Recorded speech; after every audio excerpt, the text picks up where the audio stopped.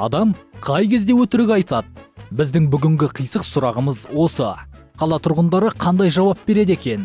Бірге білейік. Кейбір кезде жағдайға байланысты, кейбір кезде шынайы бет бейнесі өтірік айтуға итермелейді. Өтірік айтудың негізі кейде керек болады да өтірік айту ше. Біреуді ренжітіп алмас үшін деген сияқты. Кейде өтірік айту негізі дұрыс емес нәрсе. Ақымақ болсаң өтірік айтатын шығар. Сол ситуациядан шығу үшін. Бүгінгі сұрағымыз өтірік сөзге байланысты. Адам қай кезде өтірік айтады? Мысалға жақын адамына қиын тимесін, ауыр тимесін деймін, мысалға кейбіреу сөйтіп айтады. Адам ыңғайсыз жағдайға түспеу үшін өтірік айтады деп ойлаймын.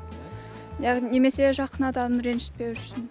Құрметті көрермен, өздеріңіз көріп тамашалағандай, біздің бүгінгі қисық сұраққа қисық жауап бергенде, қызықты жауап бергенде жандар аз болған жоқ. Сіз қалай ойлайсыз? Адам қай кезде өтірік айтады?